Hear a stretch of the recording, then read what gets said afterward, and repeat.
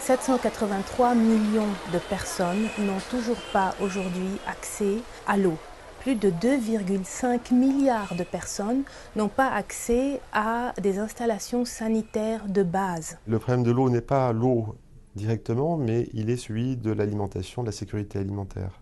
C'est une question au centre du problème mondial, des risques mondiaux. Water is life, and if we don't know how to govern water, for example, we don't know how to govern our own life, to manage our own lives. La question, c'est de bien voir que l'eau est toujours extrêmement liée au contexte social et politique. C'est de ne pas la voir comme une question purement technique qu'on va résoudre avec des solutions techniques. Il faut toujours examiner comment la relation qu'ont les populations avec leurs ressources en eau. C'est clairement un enjeu de société. Donc on ne peut pas imaginer l'enseignement agricole qui ne soit pas connecté aux enjeux de société. On va dire a fortiori pour un lycée agricole, qui est un lycée du vivant. Donc ça veut dire qu'on est percuté, nous, deux fois par rapport à ces enjeux, notamment pour nos élèves, à la fois sur le plan professionnel et puis sur le plan, on va dire, sociétal. On forme à la fois des professionnels et des citoyens. Donc nous à Sainte-Maure, on travaille avec plusieurs filières, des filières de production, on travaille avec des filières d'aménagement et avec des Bac+2, des BTS, Gémeaux, gestion et maîtrise de l'eau. La gestion de l'eau sera le cœur de leur métier à venir.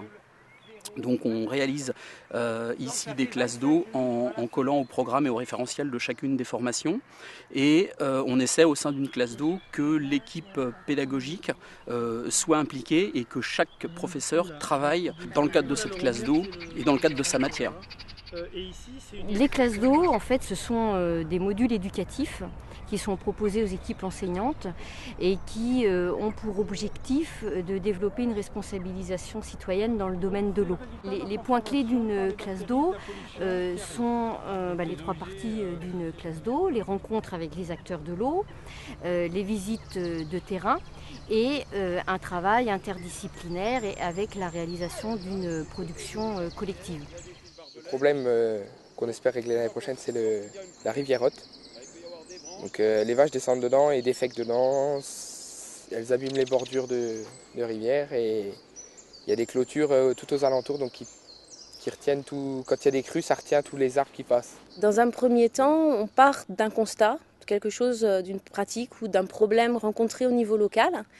Et on va essayer non pas de trouver des solutions, parce que le principe, c'est pas au bout d'une semaine d'arriver avec des solutions miracles, mais de mettre en place le cheminement dans la tête des élèves. L'important, c'est finalement de remonter aux problèmes qui se posent, donc problématiser, qui se posent localement, de manière à ensuite montrer aux élèves les différentes solutions qui sont prises par les uns ou par les autres, ou en tout cas qui peuvent répondre aux problèmes définis avec eux.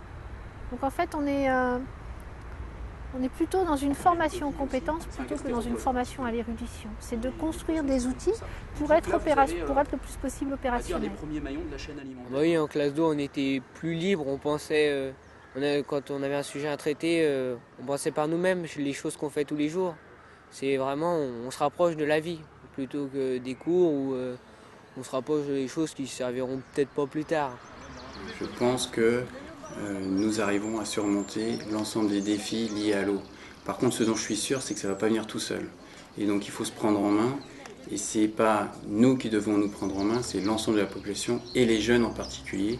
Parce qu'encore une fois, les jeunes, les choix que nous faisons aujourd'hui sont le futur de ces jeunes demain.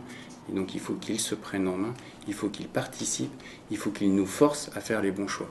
Et donc leur donner la parole, c'est nous forcer quelque part à faire les bons choix pour leur futur. Toujours l'eau fut utilisée, mais aussi toujours trop gaspillée. À toi de faire attention, à toi de la préserver. Maintenant que tu connais la vérité, à toi de faire en sorte de l'éviter, pour que le monde puisse bien aller et pour que tous les hommes puissent de nouveau respirer.